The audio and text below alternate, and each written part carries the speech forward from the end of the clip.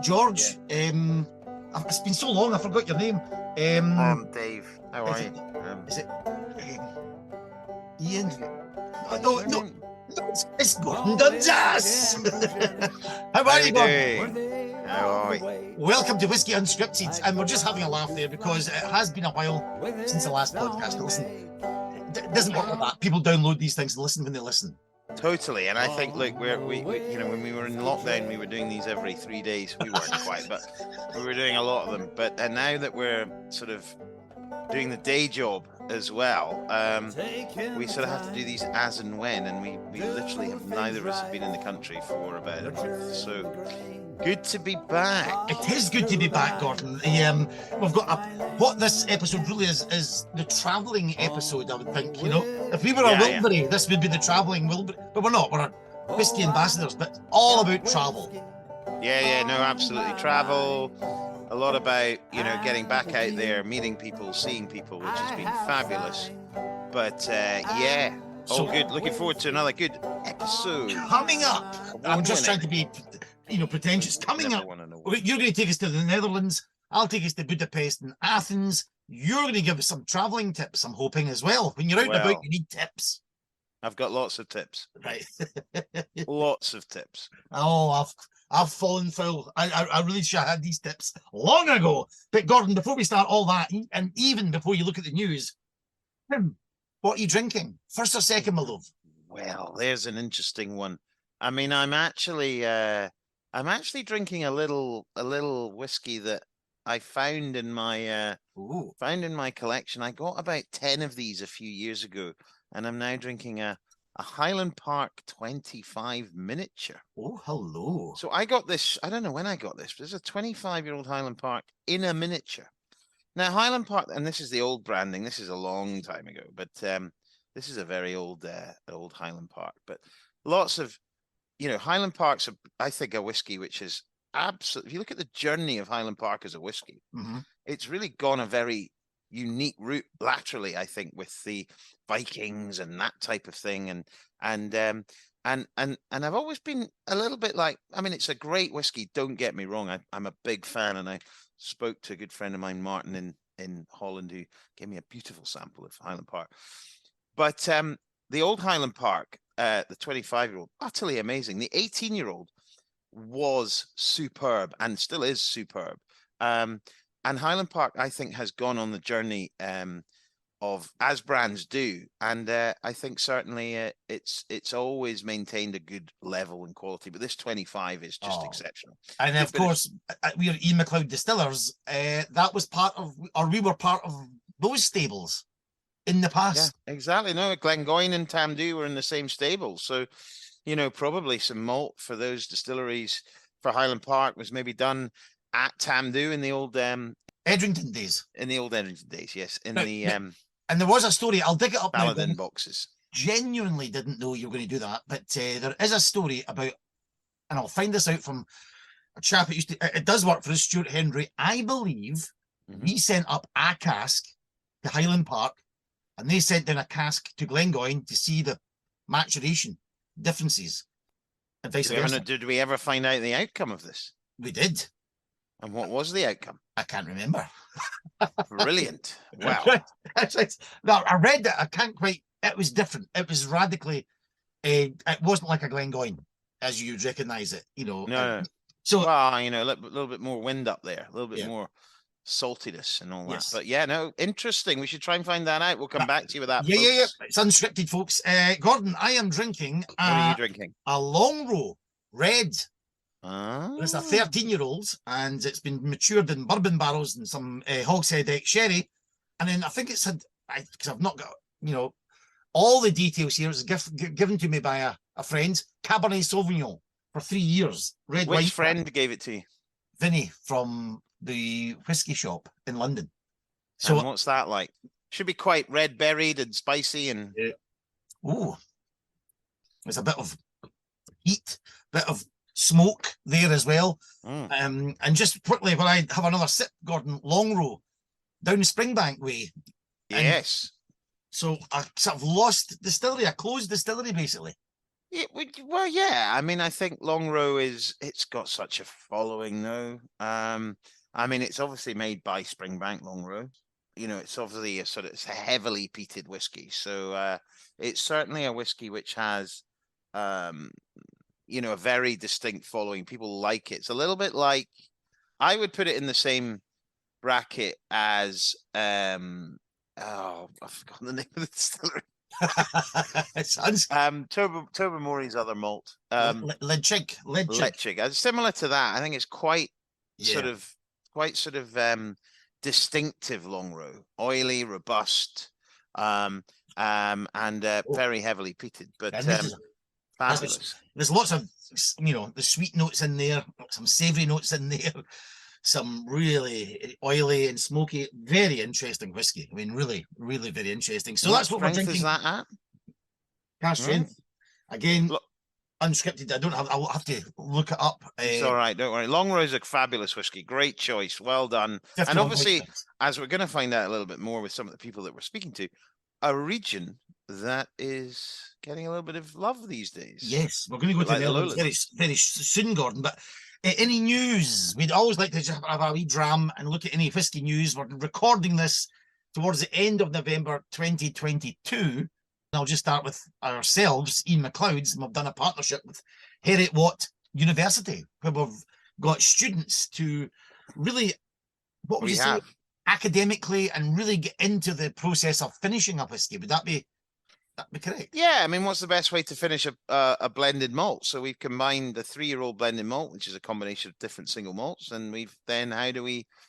The challenge was looking at some variables. What's the best way to finish that whiskey? And the outcome was fabulous. The bottle was amazing. It's pretty much sold out, I think, already. It was only 250 bottles, but right. A really tasty whiskey, some great reviews online, and a really good collaboration to engage and really show a proper, not commercial outcome, but a proper whiskey outcome from all of that great work by those students at Heriot Watt. So well done to them. And the blending. And just on the point of that, our last episode of Whisky Unscripted with Asko Raininen from Finland, who used to Kevin Pelly. He was doing the Valamo up near the Arctic Circle. And remember, in the interview, I said, you know, where did you get your education in whiskey? At what university? That is the very same course that we've asked these students to look into the maturation story of finishing a whiskey. And I'm having one with a red wine Cabernet Sauvignon finish, which is lovely from Longrow. So lots of roads intersecting there, Gordon. Absolutely, and you know, really good to get into that. You know, really good to get into that sort of, you know, that slight geekery around whiskey, and it was a really great outcome. And I tasted it, and it's a fabulous whiskey. So if you've got a whiskey, you got a bottle, enjoy it. I'm not sure there's many left. I think the other bit of news which struck me was the sad news about Dominic Roscrow, a colleague of mine that I worked with at Whisky Magazine back in the early 2000s, 2003 onwards. He was the editor at that point, and Dominic was a bit of a maverick, I think would be fair to say, within the whiskey industry. He didn't particularly conform, which is great, and he was very much a showcase for world whiskies, but loved his Scotch. And Dominic unfortunately died about a week ago, really sad news. And you know, he really made his name in this industry, and through being exactly who he was. Sometimes he was abrasive, and sometimes he was difficult to deal with, but ultimately a really nice man, and a real sad moment for the whiskey industry. He's lost a real advocate for world whiskies. So very sad. Yeah. I'll drink that, Gordon, as well. Yes. And then, you know, I think some of the other things that I've noticed, of course, is there's a lot of investment going on now, and I'm noticing a lot of the bigger companies now, the Diageos and the Sazeracs and the Jack Daniels, etc., really looking to, and I'm going to see more of this. We're going to see more of companies purchasing smaller distilleries. So there was the Diageo investment in English whiskey. I saw that. There's been investment by Jack Daniels in rum. Sazerac are spending more money. Beam are spending more money. There's a real investment in whiskey. Why are they not going for the big? You know, in the old days, historically, they would close small distilleries down and keep going with the big juggernauts. So But I think there's some really Yeah. interesting. I think there's some really interesting things going on in small distilleries that you just can't do in big distilleries. So, Right. you look at the purchase of different small distilleries by the bigger guys. They're wanting to take that on and probably expand it a little bit and really take on the the sort of wave of innovation that started in these smaller guys. So it's a very interesting time at the moment. I also think, unfortunately, that in my view, there's been a lot of whiskies opening, distilleries opening, and times are tough at the moment. And it'll be interesting to see. I don't see, put it this way, I don't see the number of distilleries in Scotland being the same as it is now in 5 years' time. That's going to be very interesting. Just 2 points on that one, Gordon.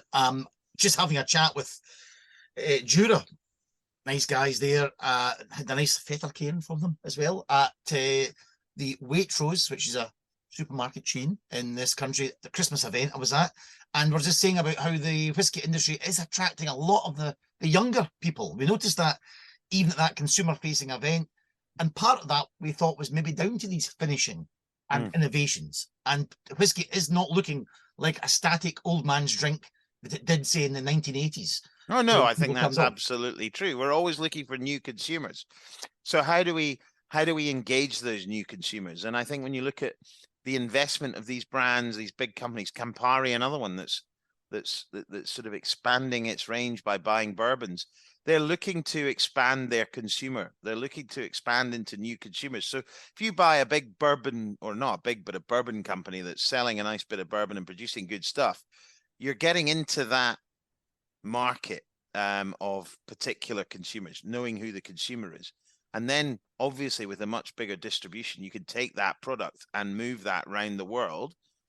But also it works as a really interesting sort of setup to understand how you can market to that group. And they've been doing it very well. How do we take that to a wider audience? And that's a really interesting part of all of this. So there's a huge interesting thing going on in this industry at the moment, and we'll see how it pans out. Could we move on? We talked about targeting consumers and reaching out to the consumers. I was reached out to. In fact, we were both reached out to. You know where I'm going with this? I do. This was a couple of months ago. I was wondering a few sentences ago, but I am now. This was a couple of months ago, so we reached out to our consumers. We have a few people write in, as you're always saying, one. But I do apologise for not getting back in touch as much as we should do. But one chap that has been in touch is Peaty Pete. Peaty Pete has been emailing quite a lot, and we've decided to create a new feature, Listener of the Month, or Listener of every 6 months. And he just happened to be passing Glengoyne when I was there as well. So we managed to sort of cross paths, and I thought it'd be quite nice to say thank you for people listening. And it's in particular for Peaty Pete for emailing in and commenting on virtually every episode I've ever done. And he popped up. So would you like a couple of minutes of hearing? I'd love to hear Peaty Pete from Minnesota, is he not? Yeah, somewhere. I was going to say Wisconsin, I think. Maybe. Oh, Wisconsin. So here he is, Listener of the Month. I'm actually delighted to welcome to Glengoyne on his trip around the UK, Peter Newbert. Is that right? That's right. That's right. Peter Newbert. Well, thank you for joining us, Peter. You have listened to how many episodes of Whisky Unscripted? How many have you recorded? I think it's 54. 54. That's absolutely superb. And what are you doing in the UK? I'm on holiday from my regular job, catching up with friends that I haven't seen since basically before the pandemic, and visiting relatives in Germany after a little this little sojourn through Scotland. Now, your day job is quite interesting as well, and it does intersect with the whisky industry. Well, you tell us. Yeah, I work at a craft brewery in Milwaukee, Wisconsin, and there are a lot of overlap in the production process between brewing and distilling, and it's always been a fascinating hobby of mine to check out as many distilleries as I can to see how the process diverges and what kinds of things are similar, what kinds of things are different, and how it is that perhaps maybe there is a useful intersection between the two. And we're just heading up to the waterfall. It's a beautiful location, isn't it, really? Oh, yeah, it's great. It's great. And other whiskies, your whiskey journey, because I think that'll be a little topic or a subject or a feature for other episodes, my whiskey journey. So briefly, Peter, what has been the whiskey journey? Well, I lived in Kentucky for a number of years, and when I was there, people told me, you're going to learn to like three things about Kentucky. You're going to learn to like bourbon, you're going to learn to like basketball, and you're going to learn to like horse racing. I got 2 out of 3. I eventually developed a taste for bourbon, and then a few years later, I was in Missouri, and there were some colleagues. I was teaching in a university at the time. They had a Scotch club that they went to a local craft brewery that had a fantastic single malt Scotch list, and you could order flights. So I was not really into Scotch at the time, so I would mix my flights, 3 Scotches, 3 bourbons, try to find one that I liked that was not so abrasive, although eventually I really started liking single malt Scotches to the point where even the super peaty, band-aidy, phenolic ones are fantastic. I really love them all. Give us a few of your top 3, 4, 5 whiskies. I love Bunnahabhain whiskies. I think they're really fantastic.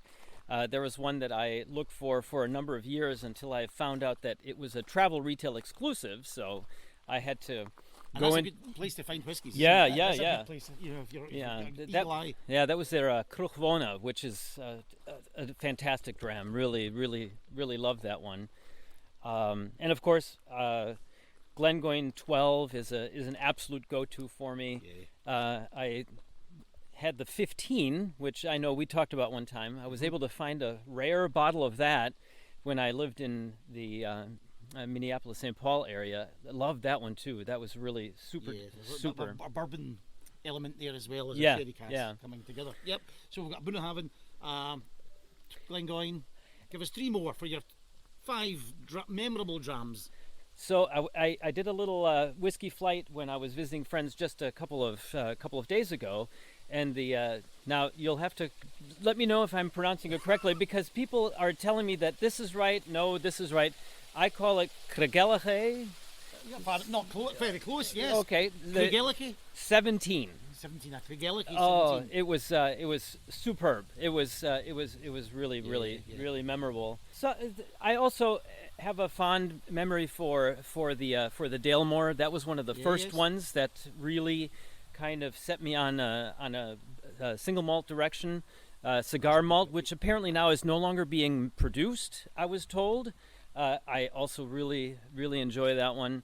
That's a nice one. And then when I was up in Inverness a few days ago, my hosts there had a bottle of an old Lafroig quarter cask. Yes.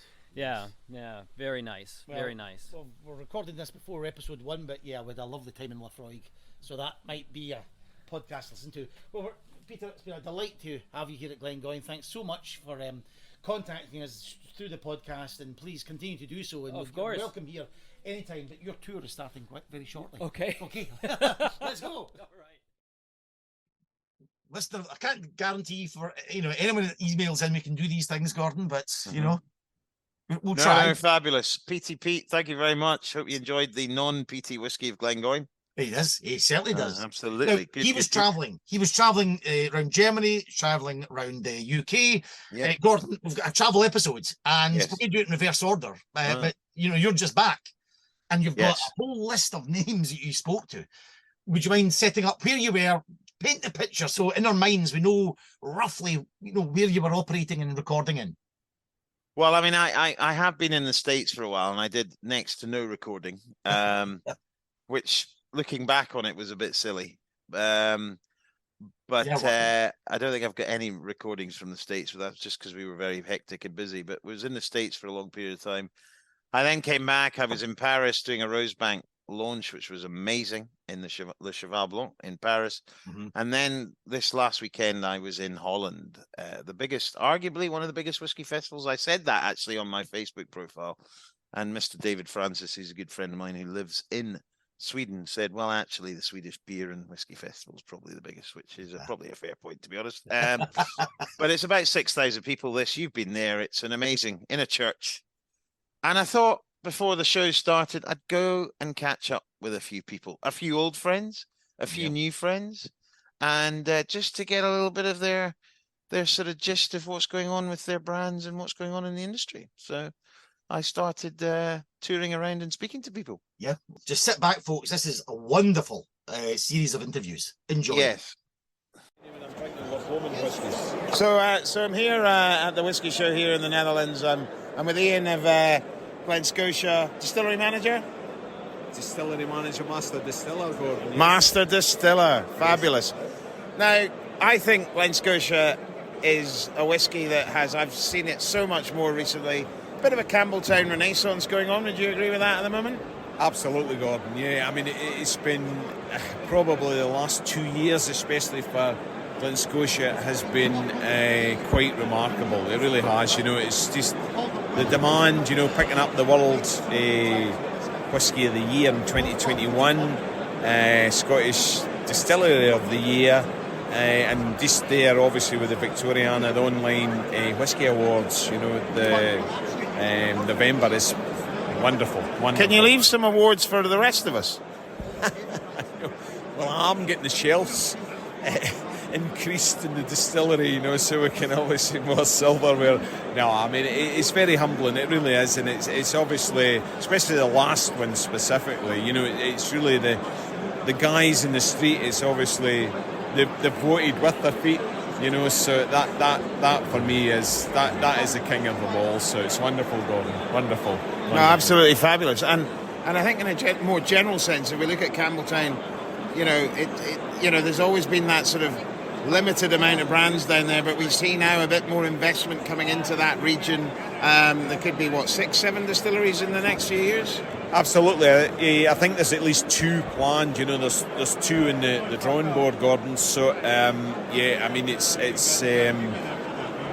wonderful. It's wonderful just to see the interest in Campbelltown. I could never understand why people weren't interested in Campbelltown. Why not Campbelltown? And it's obviously, it's got the stage now where the state we're at the industry, which is wonderful, that everybody wants to be in Campbelltown now. So and for anybody out there who's not tried a Glen Scotia and maybe not that familiar with it, if I was to ask you as distillery manager, master blender, master distiller, how would you describe Glen Scotia's house style?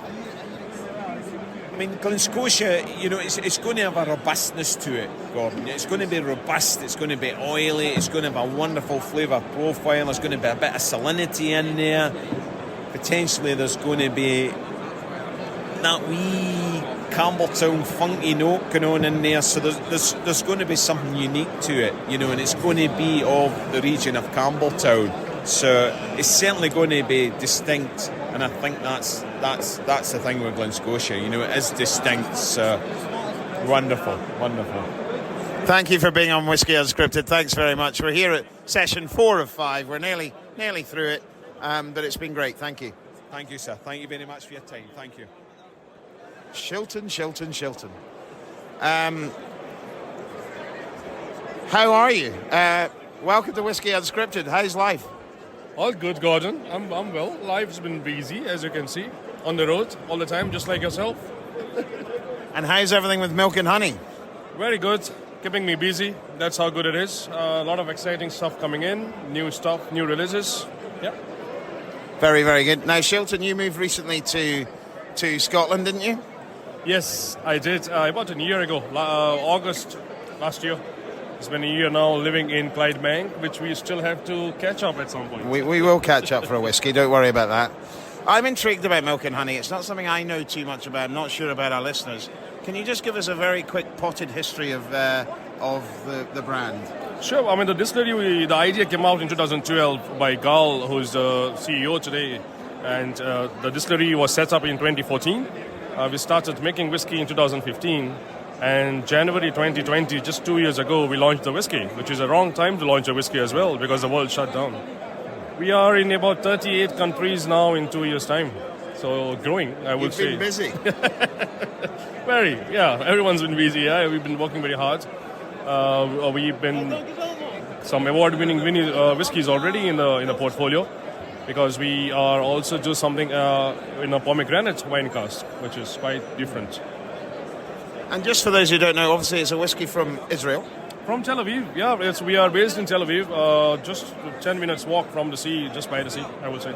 And obviously the climate over there a little bit different to Scotland, obviously. Does that have an impact on how the whiskey turns out in the end? Yep, we look at about 40 degrees Celsius in Tel Aviv on average. The humidity is about 50 to 90%. So the whiskey, I wouldn't say matures faster, but the extraction rate from the wood is a lot higher. So you get great colours, don't you? Great colour there. It gets it ready quicker as well. Get the full body, the character of the whiskey in a short time. So it makes, but also the downside is that we lose a lot. To the angels. Yeah, some drunk, thirsty angels, I will say. In Tel Aviv, we have about 11% angel share, but we also... In Scotland, by the way, it's about 1.5. Yeah. We also mature a whiskey at the Dead Sea, which is the lowest point on Earth, 430 below sea level. We have an angel share of about 30 to 40% a year. Crikey. No, there's not much left. No. Talking about drunk angels again. It's also 50 degrees Celsius and a lot of air pressure at the Dead Sea. So that changes the profile of the whiskey. Well, you've got a very busy stand. We'll let you get on. Shilton, as ever, great to see you, my friend. Thank you so much, buddy. See you soon.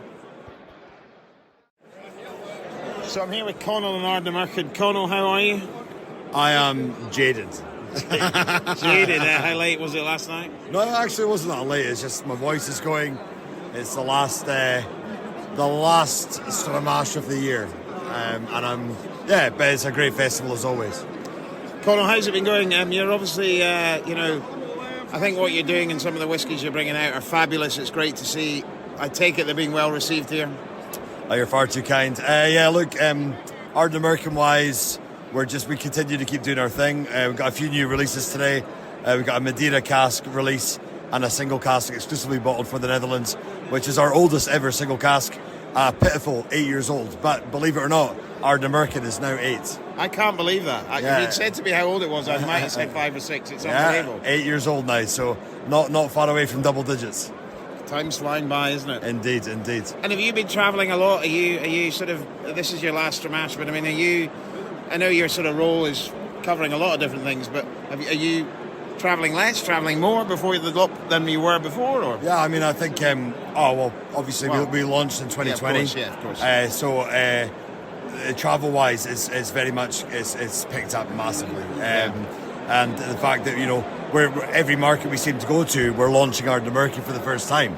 So launching virtually was weird and wonderful at the same time, but actually getting to market and people knowing who we are already is quite inspiring. And it would be wrong of me not to mention the Oswas. Oh, I see. We're delighted to have been recognised in a few categories. Obviously, we picked up the best new distillery, but actually being nominated with some of the big guys in some pretty serious categories was very humbling, and we were truly blessed and delighted as a team to be nominated. So yeah, if you've not sought out some Ardnamurchan, make sure you get your lips around some of that. And great to see you, mate. Always. Pleasure. Cheers buddy. So I'm here at the Whisky Festival here in Holland, and I'm with a very, very good friend of mine. Would you like to just introduce to the Whisky Unscripted listener who you are and who you work for? Hello. I've known Gordon for many, many years. I won't be telling you all the dirty stories I know about Gordon. There are none. Yeah, right. So I'm Celine. I'm from Elixir Distillers. You may have known me in the past under a different company that was Compass Box. I have left Compass Box a couple of years back now, so joined Elixir, which is very, very exciting. Different side of the industry and the very exciting prospect of distilleries. So we're building a distillery currently on Islay, and we just bought over a distillery in Speyside, which is Tormore, which is very, very exciting. So for those who may know, obviously brands like Elements of Islay, brands like Port Ascaig are maybe the brands people would know. But to have Tormore as a distillery, which is the sort of one when you're going into Speyside, you see the topiary and all that. You've got to keep that going. So cool. I'm really excited because this is one of the distilleries that you cannot visit. They don't have a visitor centre currently. We will be fixing that, so eventually you'll be able to get into Tullamore. I haven't even been able to get into Tullamore myself, but it's a really, really cool, like kind of steampunk, really old style building, really, really exciting prospect. So all going well, we should be taking over probably at the start of next year, and then we need a wonderful master blender to start working his magic on cask selection, and we shall be producing our official Elixir Distillers Tullamore probably sometime in 2024, which will be also the time we're hoping to start distilling at Portnaturn, which will be a distillery on Islay. So Portnaturn, one of the 3 new distilleries on Islay. One of them also Ian McLeod is involved in, but we'll leave that there.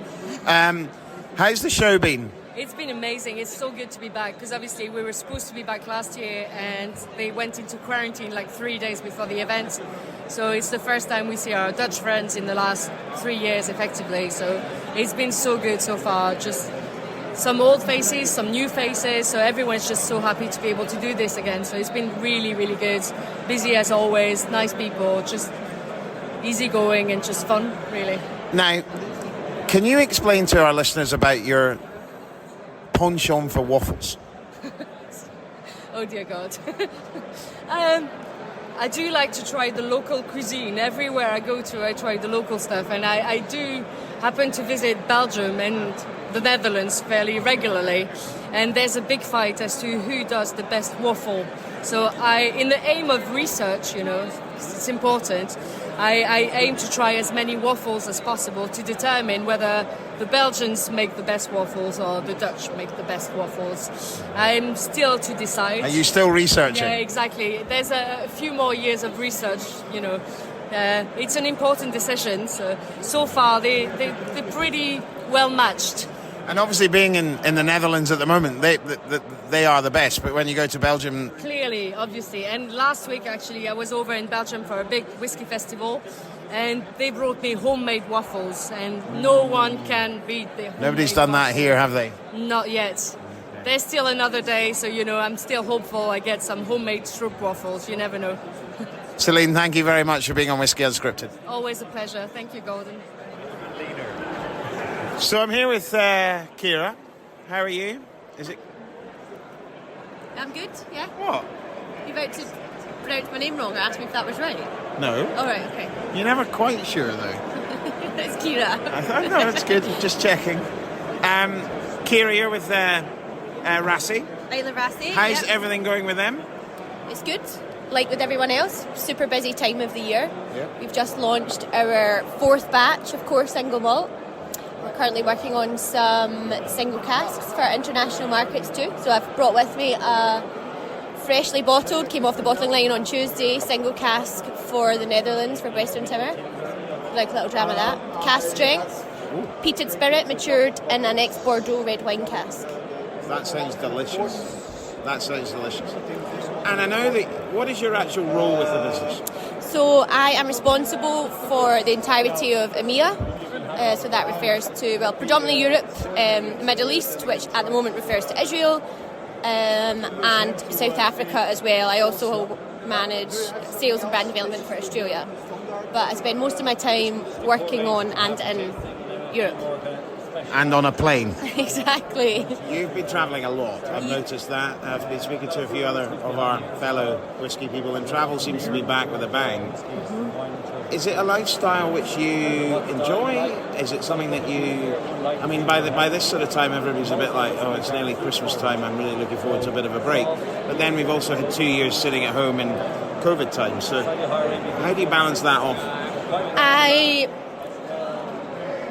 I think the travel's pretty much condensed into, or for me anyway, February till May, and then September till start of December. It does get tough sometimes, leaving home, but actually the feeling of going home is always pretty special too.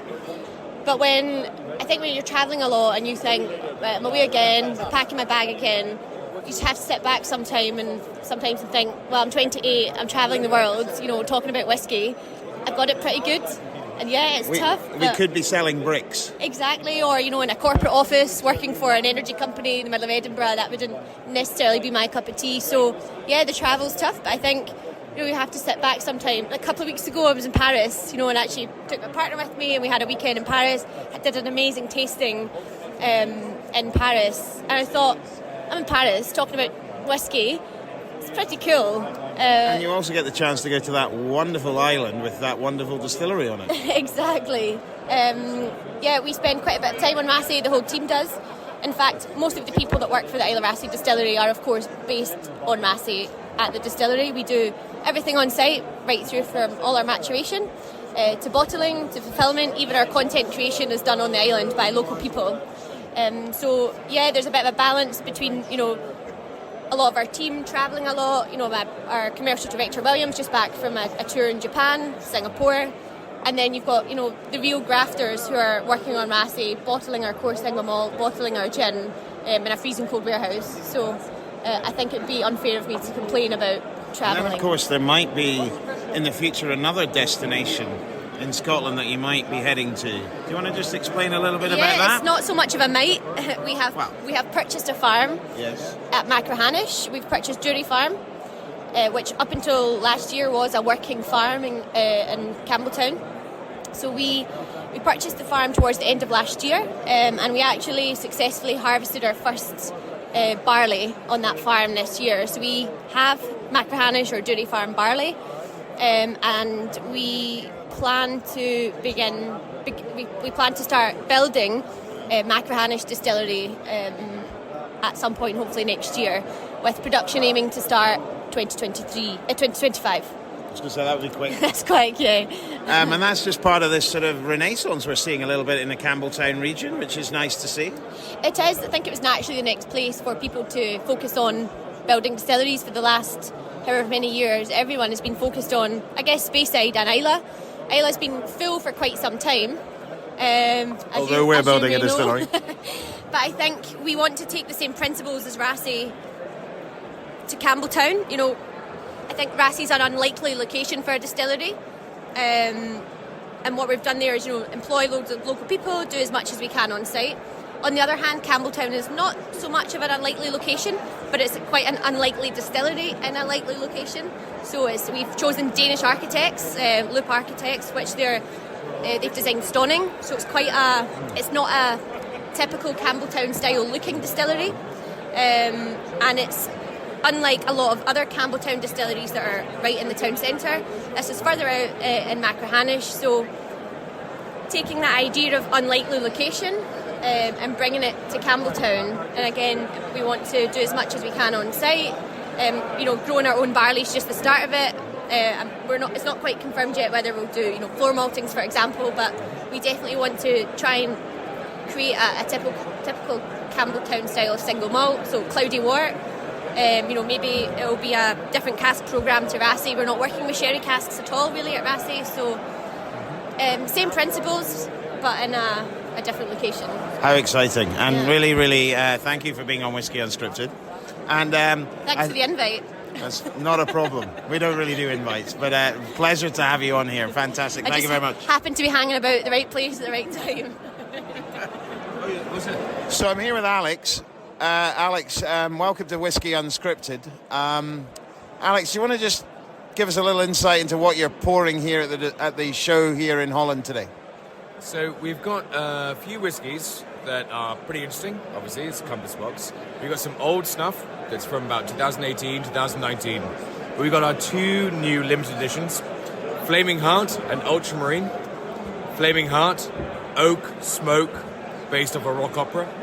Ultramarine, I can't tell you what it's based off of. It's a blended Scotch whiskey that we reimagined from the early 90s. In this case, it's still in production today. Very famous. What I can say is Ultramarine as a colour is the bluest of the blues. It's that lovely, rich, deep flavour. You've got that wonderful sherry, old aged grain whiskey, old smoke coming from Caolila. It's worth a try. Fabulous. Big fan of what Compass Box do, obviously. I think you know, I think for the last 15 years, Compass Box, if you're not aware, has always pushed the boundaries a little bit of what Scotch can do, and it's so good to see it doing so well. Yeah, well, I mean, we haven't really changed our ethos. We make whiskey based on ideas. So a parcel comes by us and it demands attention, an idea, and then you make a whiskey based off of that. We aren't limited in what we can make whiskey. What a great ethos that is. I love that. Fabulous. Thank you very much, sir. So I'm with Scott Adamson, friend of the show. Scott, how are you, fella? How's the golf ball? I'm good. The golf ball is working wonders as ever. If you don't know about a golf ball, it's the best thing you can take if you travel a lot and stand a lot.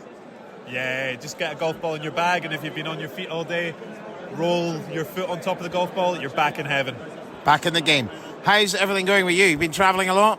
Yeah, it's been busy. I was just saying there that the last 6 weeks seem to have been a little bit non-stop. I did have a little bit of a holiday in there. Went to Wales for a week, which was lovely.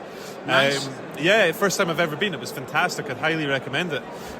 But amongst that, you know, the Whisky Show in London, was over in Texas and Canada for 10 days, and then over here in The Hague.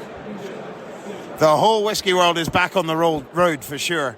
And what's been going well here, this is a really unique show. 5 sessions, Scott's only here for about 2 of them, but 5 sessions, and every session I've noticed, hope you have, quite different people.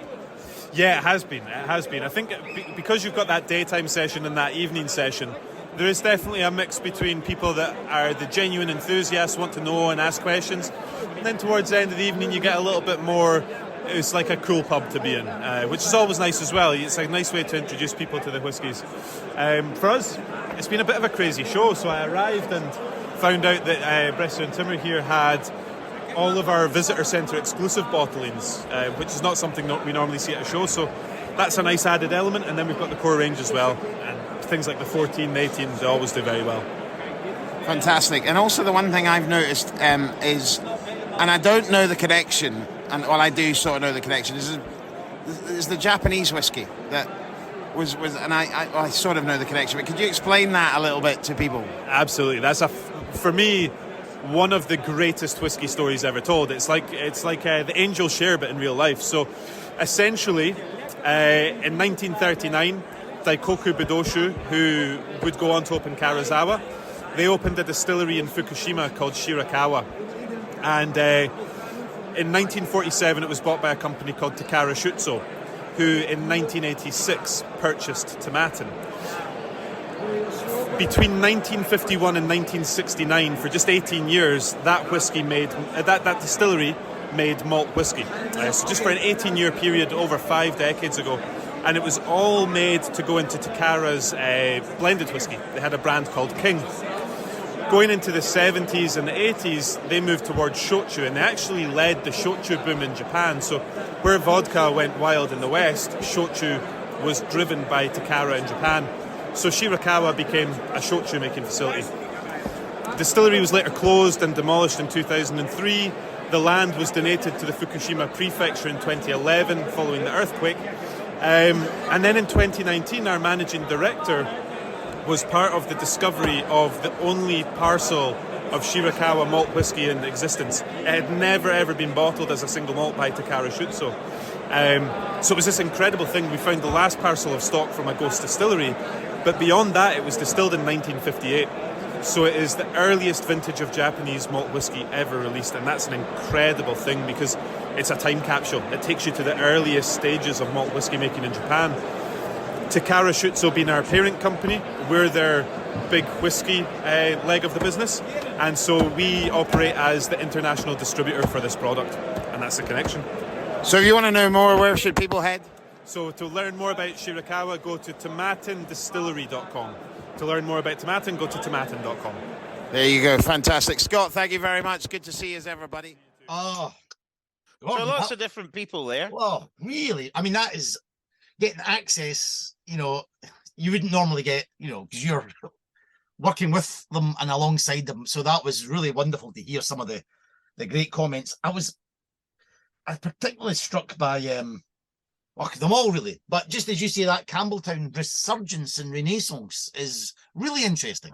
And Glen Scotia is doing fabulous work. You know, some of the whiskies that I was trying, there was on the stand next to me, Ross and Iain were handing over to me, and I was like, oh, this is beautiful. And you know, they're definitely producing some lovely stuff, and Glen Scotia's really producing some great stuff. But even things like, when I was speaking to Shilton, I was trying one of the M&Hs, you know, and just milk and honey, and just fabulous whiskey made in, you know, in Tel Aviv, near Tel Aviv.